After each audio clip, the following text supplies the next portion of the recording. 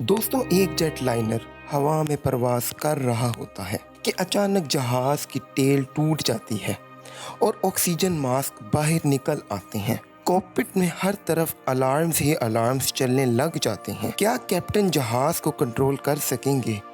क्या ये जहाज लैंड हो सकेगा? ये कहानी है जापान एयर फ्लाइट 123 की।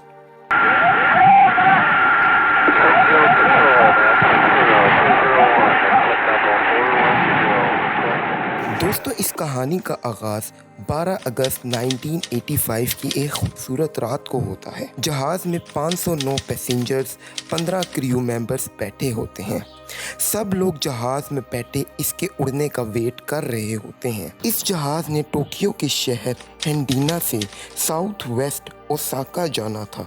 ये फ़्लाइट 1 घंटे की थी। ये जापान का सबसे मसरूफ़ तरीन एयरपोर्ट था और बहुत से लोग सीज़न ऑफ ओबान की छुट्टियां मनाने के लिए अपने अपने होम टाउन्स जा रहे थे। दोस्तों, सीज़न ऑफ ओबान का मतलब जापान की एक ट्रेडिशन है। इस सीज़न में सब लोग मिलकर अपनी फैमिली के साथ टाइम स्पेंड करते हैं और अपने गुजरे हुए लोगों को याद करते हैं। खैर दोस्तों, इन लोगों को ज़रा भी अंदाज़ा ना था कि ये जिस फ्लाइट में उड़ रहे हैं उस जहाज़ में सालों से एक अनडिटेक्टिव मसला था। कॉकपिट में कैप्टन सीट पर 39 इयर्स ओल्ड युटाका सासी बैठे थे। इनको 4000 फ्लाइट आवर्स का एक्सपीरियंस था। वो पिछले 6 सालों से 747 को उड़ा रहे थे।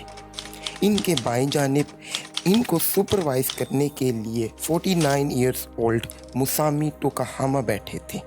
ये 1966 से फ़्लाइट्स को उड़ा रहे थे और इनको 12,000 फ्लाइट आवर का एक्सपीरियंस था।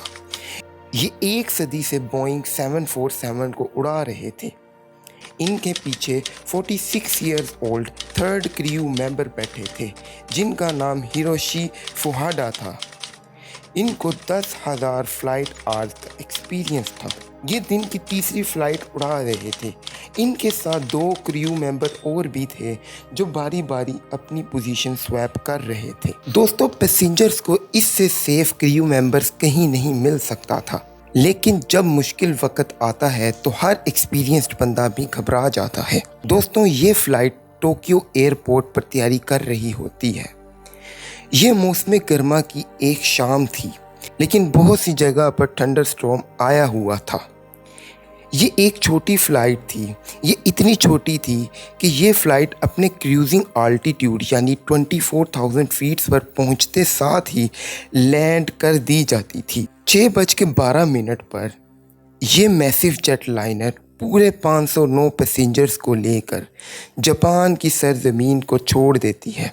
पहले कुछ मिनटों तक सब कुछ नॉर्मल चल रहा होता है। जैसे जैसे जहाज हवा में उड़ता है, जहाज के इंजन से हवा प्लेन में आती है और हवा का प्रेशर जहाज में ज्यादा हो जाता है और हवा के मॉलिक्यूल्स जहाज की मेटल बॉडी पर टकराते हैं। ये हर फ्लाइट के साथ होता है और इस जहाज में भी यही अमल पिछले 11 सालों से हो रहा था। लेकिन बहुत सालों पहले जहाज के साथ एक इंसिडेंट हुआ जिसमें जहाज की टेल एक दफा लैंडिंग के दौरान रनवे से टकराई थी, जिससे बहुत ज़्यादा डैमेज हुआ था और इसकी रिपेयरमेंट अच्छे तरीके से नहीं की गई, जिससे छोटे छोटे सुराख बहुत बड़े हो गए थे। और जब भी प्लेन हवा में उड़ता तो कैबिन में हवा का प्रेशर बार बार टेल पर दबाव डालता था। खैर, इस फ्लाइट में जब कैबिन में हवा का प्रेशर ज़्यादा हुआ तो टेल इस प्रेशर को बर्दाश्त ना कर पाई और जहाज के पीछे एक छोटा सा धमाका हो गया, जिससे एक जहाज के पीछे एक सुराख हो गया। इस सिचुएशन में प्लेन की टेल एक्सिलरी पावर यूनिट उड़ गया और जहाज में ऑक्सीजन मास्क भी उतर पड़े। कॉकपिट में कैप्टन को नोटिफिकेशन मिल गया कि जहाज में ब्रीदेबल हवा कम हो गई है। कैप्टन ने universal stress signal 7700 quack code Tokyo ATC को दे दिया, यानी हम वापस आ रहे हैं। कैप्टन ने फर्स्ट ऑफिसर को राइट टर्न होने के लिए बोला।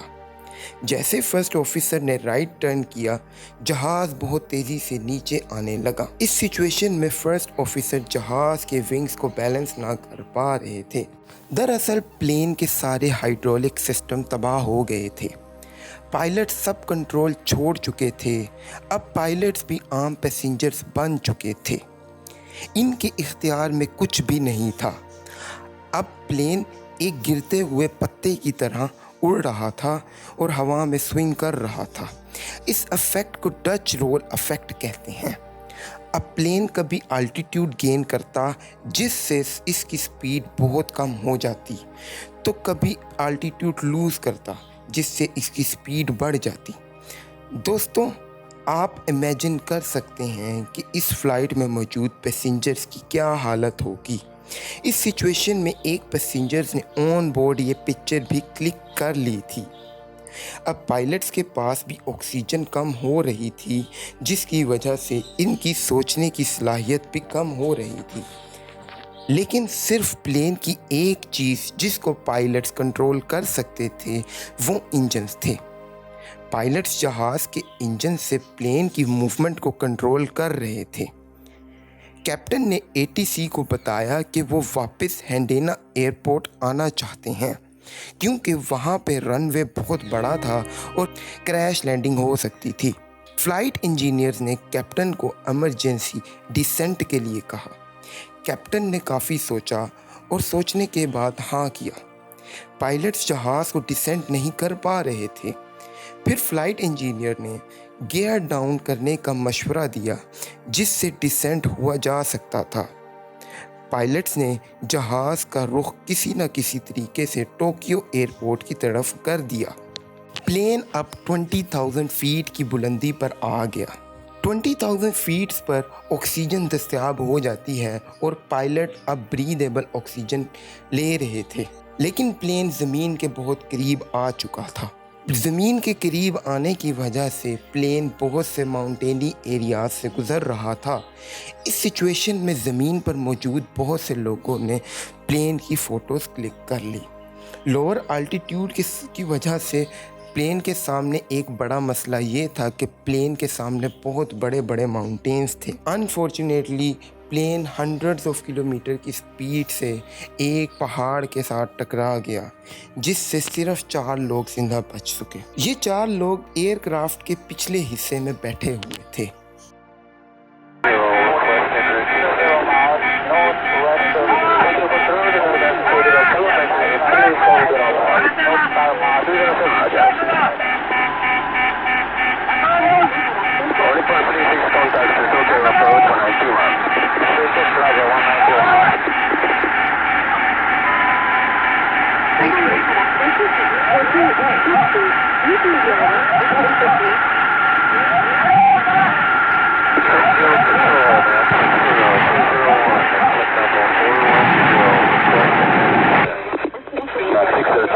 Tokyo Control, Roger, descend maintain flight level 250.